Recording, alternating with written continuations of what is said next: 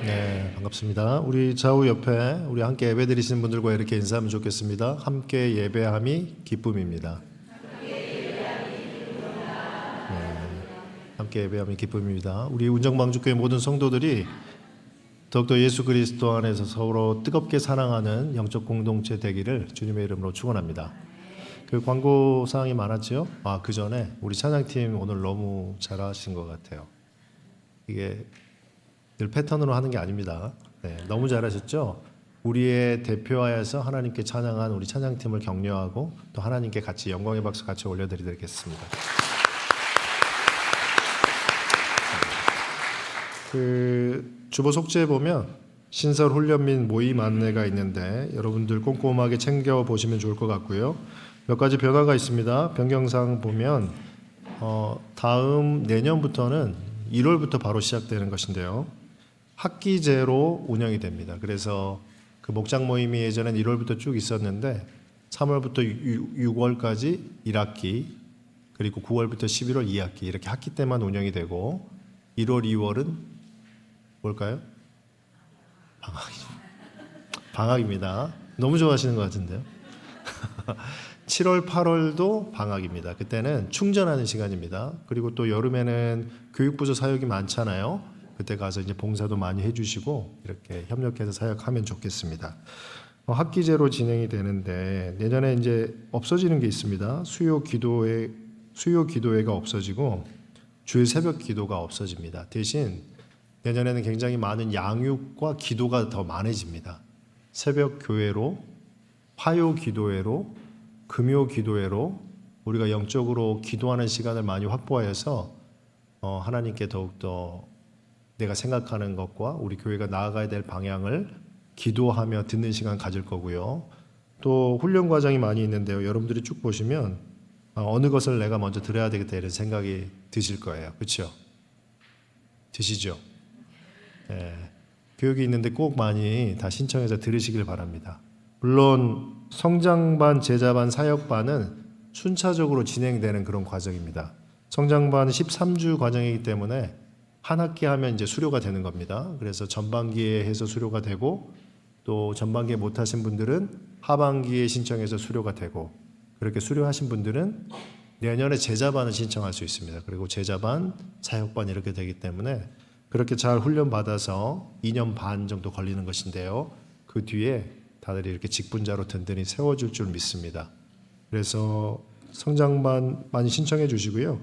또 이제 뒤에 묵상교실, 교리교실 이런 짧은 교육도 있는데 그것도 하나씩 잘 챙겨보셔서 내년에는 올해는 이제 2026년에 이렇게 진행되지만 2027년에는 우리 서리 집사님 이렇게 세울 때도 이거 기본 교육을 조금 이수하신 분들을 세우려고 합니다.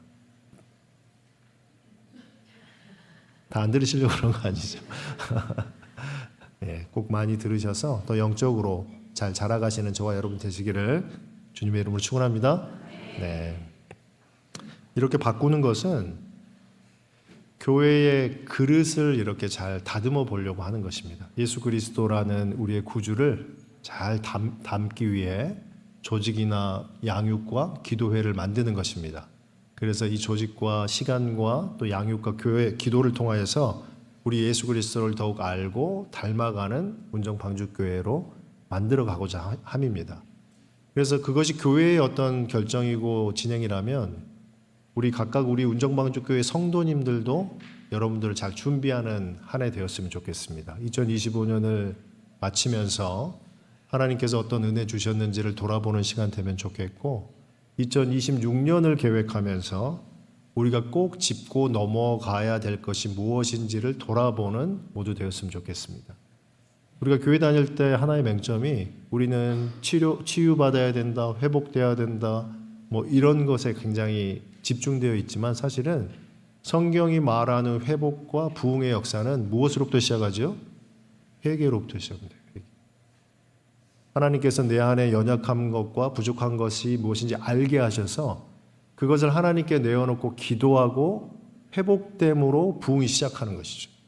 우리 운정방주교회가 회개하고 회복하고 부흥으로 나가는 그런 공동체 되기를 주님의 이름으로 축원합니다. 그렇기 때문에 우리는 불편한 것을 피하시면 안 돼요. 아시겠죠?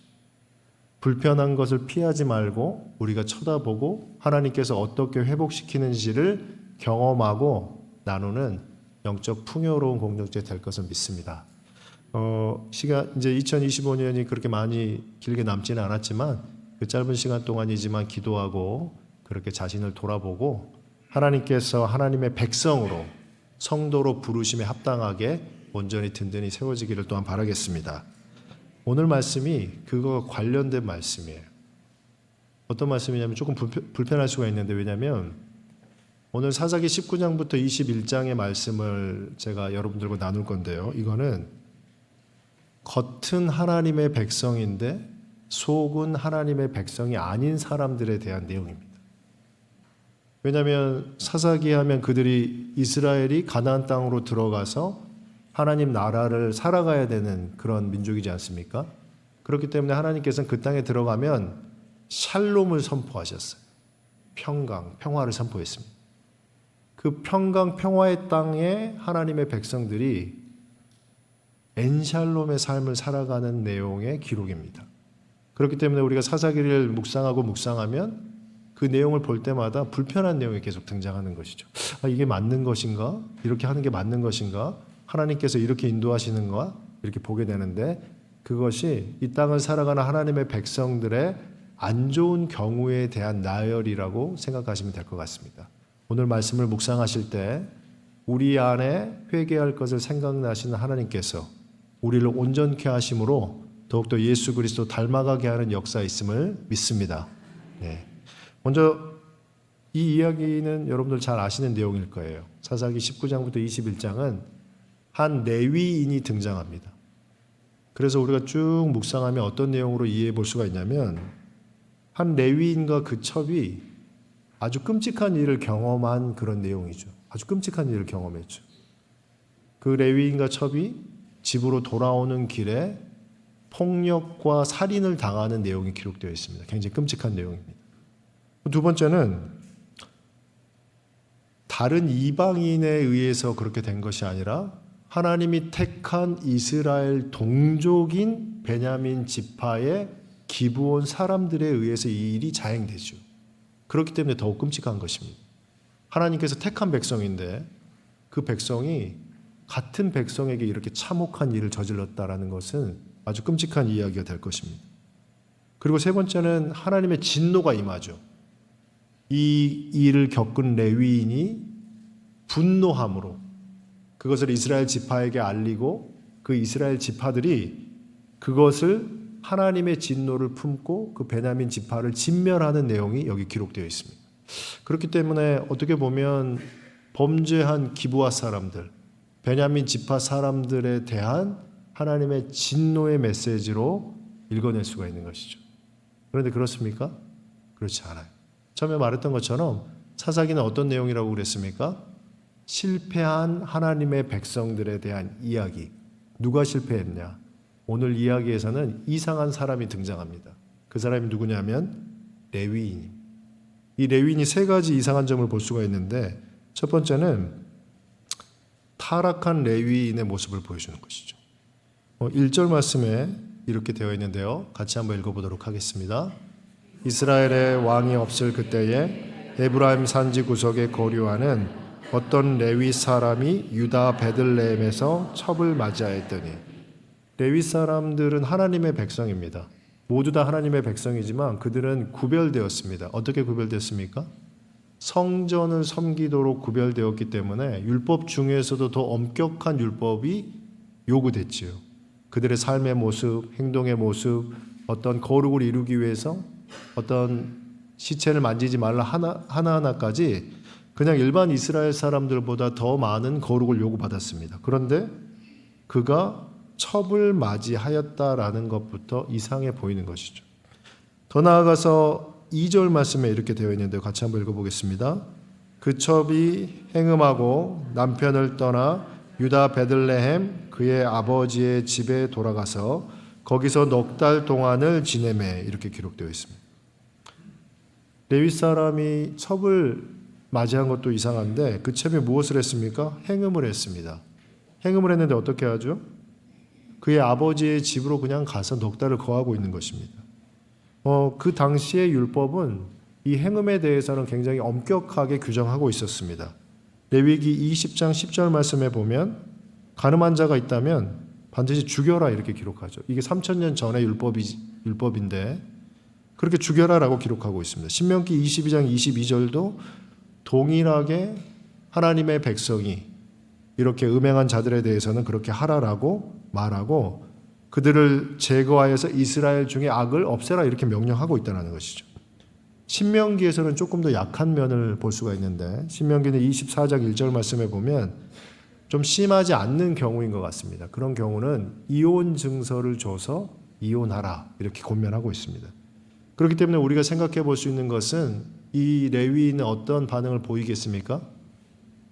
그 첩을 죽이거나 아니면 이혼하거나 이 둘 중에 하나겠죠.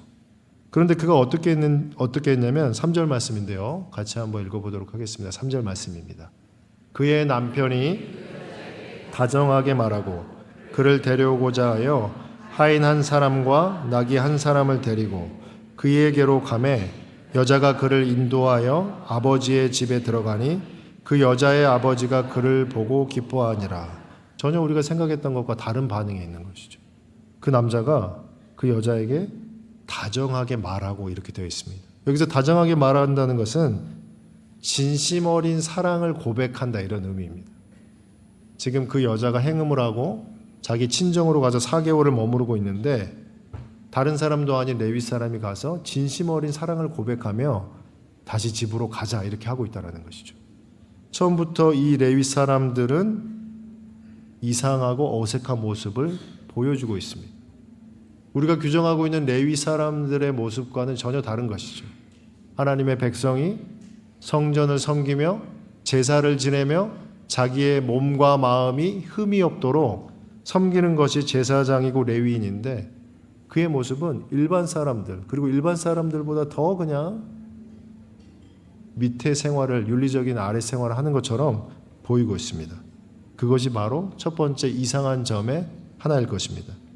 두 번째는 무엇이냐면 처음에는 이런 레위인의 모습이었다면 두 번째는 굉장히 이기적인 레위인의 모습을 보여주고 있습니다. 오늘 읽었던 그 본문 말씀을 조금 지나면 그들이 이제 친정을 떠나서 돌아오는 길에 날이 저물게 됩니다. 그런데 11절 말씀에 보면 이렇게 되어 있는데요. 그들이 여부수에 가까이 갔을 때에 해가 지려 하는지라 종이 주인에게 이르되 청하건대 우리가 돌이켜 여부수 사람의 이 성읍에 들어가서 유숙하십시다 하니 여기 여부수는 예루살렘입니다. 그 당시에는 예루살렘이 이스라엘 사람들이 점령하지 못한 지역이어서 가나안 족속인 여부수 족속들이 있었기 때문에 그 예루살렘을 여부수라고 부르고 있는 상황입니다. 그 땅으로 들어가야 되는데 날이 어둡기 때문에 종이 여부수로 들어가시죠 이렇게 말을 합니다.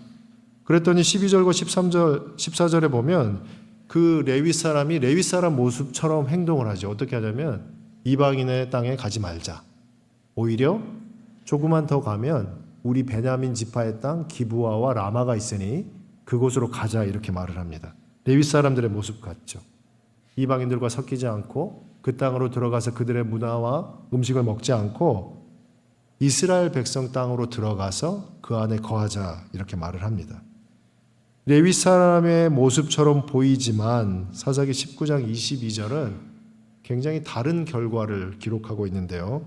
같이 한번 읽어보도록 하겠습니다. 사사기 19장 22절 말씀입니다. 그들이 마음을 즐겁게 할 때에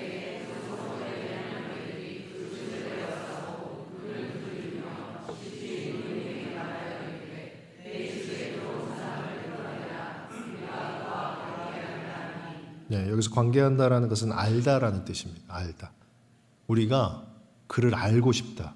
근데 성경에서는 이 단어를 관계하다, 성적으로 관계하다 이럴 때 같이 사용하는 단어입니다.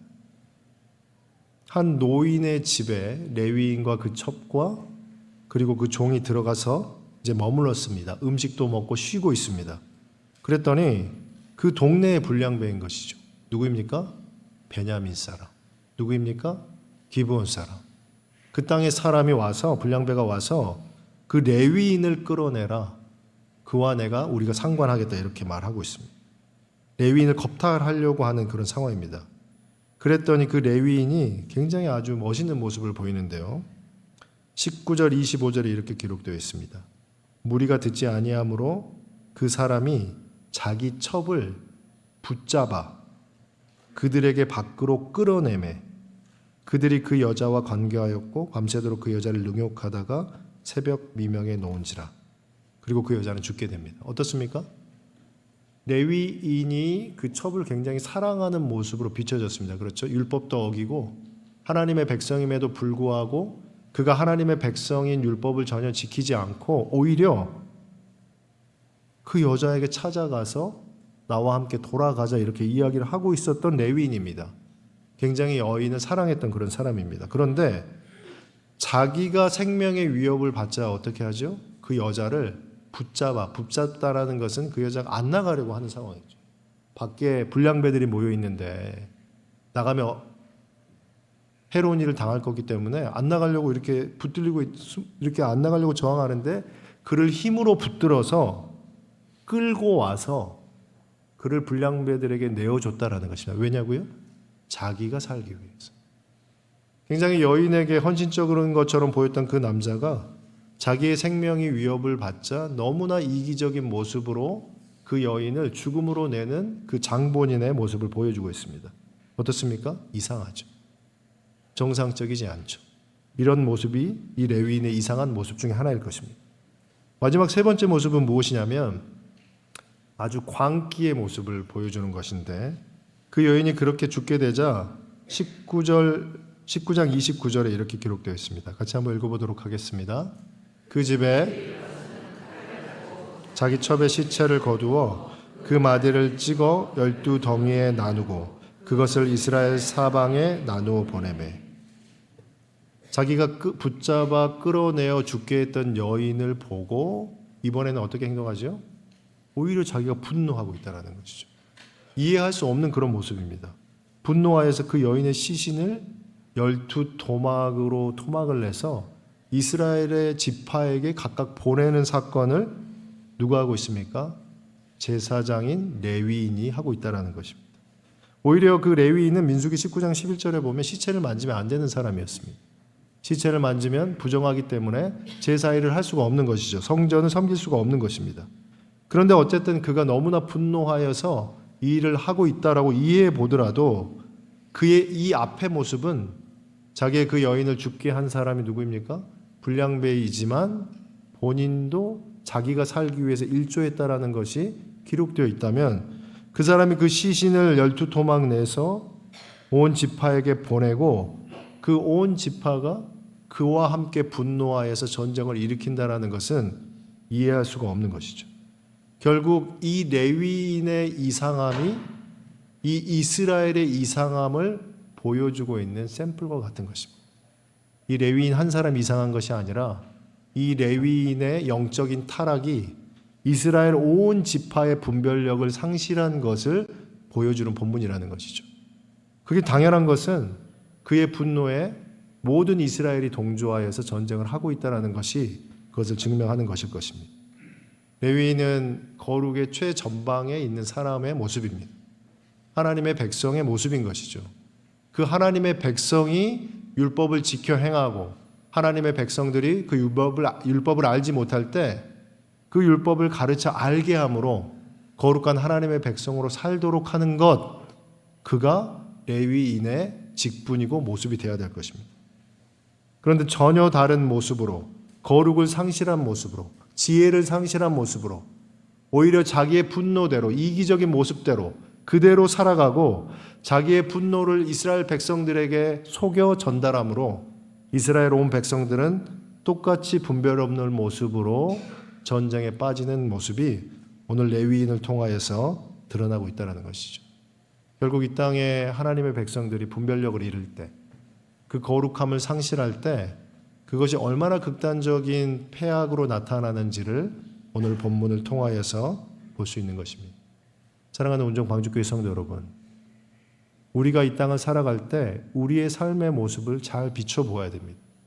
내가 정말로 예수 그리스도 안에서 분별력을 가지고 살아가고 있는지, 그 거룩함을 유지하고 지켜가며 이 땅에서 하나님이 주신 계명을 실천하고 살고 있는지를 돌아볼 때 우리가 이런 우가 아닌 하나님의 영광 가운데 살아갈 수 있음을 믿고 행하시길 바랍니다. 2025년이 얼마 남지 않았습니다. 우리의 삶 가운데 죄악된 것이 있다면 하나님 기억나게 하여 주시옵소서. 내가 하나님께 용서를 구하고 회개해야 될 것이 있다면 하나님, 우리가 회개하고 하나님의 백성으로 거룩을 회복하는 은혜의 자리에 우리를 초대하여 주시옵소서. 우리가 이런 기도로 2025년을 마쳐야 될 것입니다. 거룩함을 회복하시고 지혜를 회복하시고 더욱더 하나님 나라의 백성으로 살아가시는 저와 여러분 되시기를 주님의 이름으로 축원합니다. 그 레위인의 거룩의 상실, 지혜의 상실은 굉장히 극단적인 모습으로 드러났음을 우리가 마지막에 보았습니다. 이스라엘 백성들이 전쟁을 하게 되죠.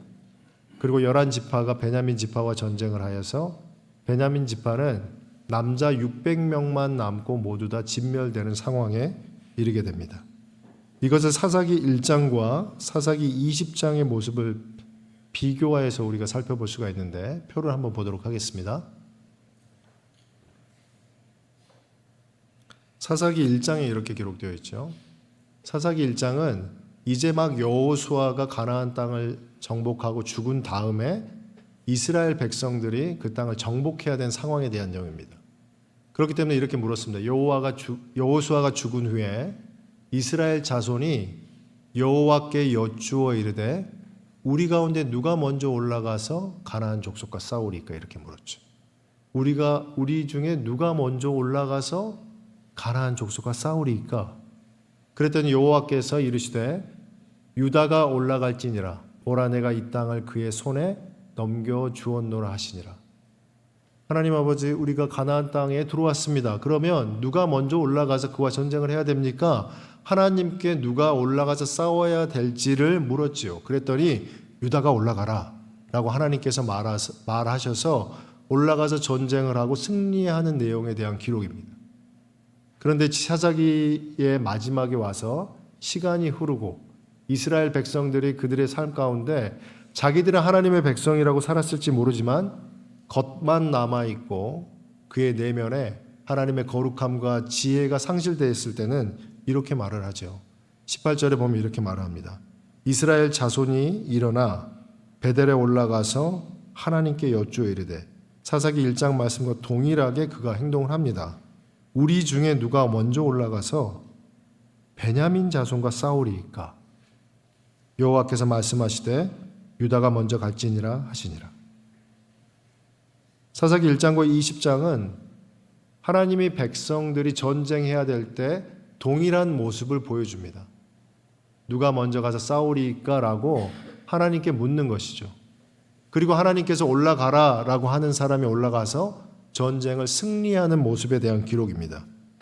그런데 사사기 1장의 전쟁의 대상은 하나님께서 명령하신 가나안 족속과의 전쟁입니다.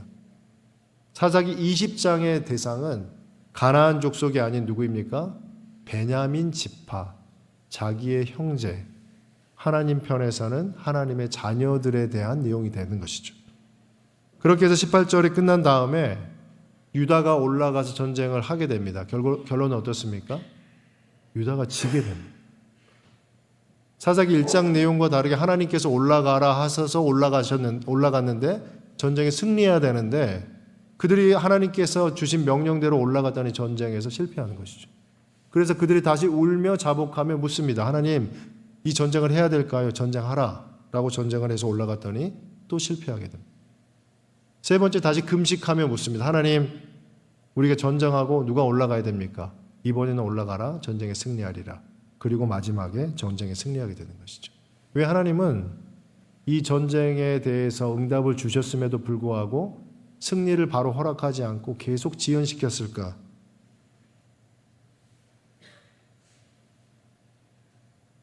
가나안 족속이 아닌 형제인 베냐민 지파와 싸우고자 하는 이스라엘에 대한 아버지 하나님의 마음이 여기에 담겨 있을 것입니다.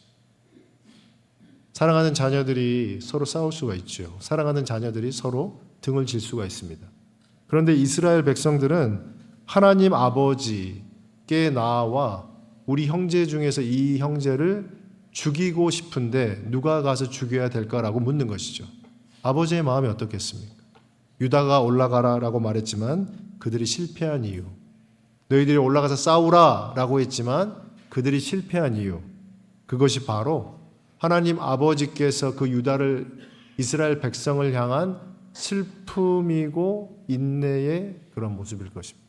사랑하는 운정방주교회 성도 여러분, 우리가 이 땅을 살아가면서 분별력을 잃으면 이러한 모습 가운데 살아갈 수 있음을 기억해야 될 것입니다. 하나님의 백성임에도 불구하고 하나님의 백성답게 살지 못하는, 하나님의 거룩한 백성임에도 불구하고 세상 사람들과 같이 살아가는, 하나님의 백성임에도 불구하고 세상 사람들과 별반 다를 바 없는 세상의 삶을 살아가는 그런 삶이 우리 앞에 놓여 있을 것입니다. 늘 주님의 말씀 안에서 깨어 있으시기를 주님의 이름으로 축원합니다. 늘 주님께서 우리에게 주신 계명을 지켜 힘쓰시기를 주 안에서 깨어 있으시길 바랍니다. 더욱더 예수 그리스도 닮아가며 그리스도께서 주신 그 거룩함 가운데 하나님을 찬양하는 복된 성도 되시기를 주님의 이름으로 축원합니다. 마지막으로 질문을 한다면 이 레위인은 누구일까요? 누구에게든지 손가락질을 받을 수 있는 이 레위인, 하나님의 백성임에도 불구하고 하나님의 백성답게 살지 못하는, 하나님의 백성이고 그들에게 율법 교사로 하나님이 가려 뽑은 사람임에도 불구하고 그렇게 살지 못하였어 자기의 가정뿐만이 아니라 이스라엘 전체를 패망하게 하는 모습을 보이는 이 레위인이 누굴까? 라고 성경은 우리에게 질문을 하게 됩니다. 누구일까요? 예수 그리스도는 그 레위인이 바로 우리다라고 말을 하죠. 왜 우리겠습니까? 예수 그리스도께서 이 땅에 오셔서 죽으시고 부활하시고 승천하신 다음에 예수 그리스도를 주라 고백하는 사람들을 향하여서 하나님의 백성이라고 이름 지으며 그 안에 성령 하나님이 거하심으로 우리가 성전이고 성령 하나님이 내주하시고 우리가 그를 섬기는 하나님의 제사장 레위인이라고 우리를 불러주셨다라고 성경은 기록하고 있습니다. 그렇기 때문에 이 땅을 살아가는 신약의 백성들은 이 레위인의 한 사람과 같은 것이죠. 이 신약을 살아가는 우리는 이 레위인처럼 우리가 하나님의 성전을 온전히 섬기고 있는지에 대해 질문하고 답해야 될 의무가 있습니다. 이 레위인에 대해서 손가락질을 하는 것이 아니라 내 삶이 여전히 죄악 가운데 있고 내 삶이, 내 가정이 여전히 어둠 가운데 있음에도 불구하고 사사기를 보며 이런 레위인이 있구나라고 끝나는 것이 아니라 왜 내 삶 가운데 내가 이런 레위인으로 살아갈 수밖에 없는지를 고민하고 회개하고 회복해야 되는 것이죠.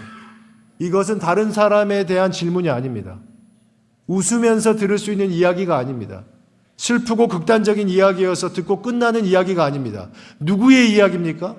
저와 여러분에 대한 하나님의 질문입니다. 너의 인생 가운데 왜 거룩을 회복하지 못하니에 대한 질문인 것이죠.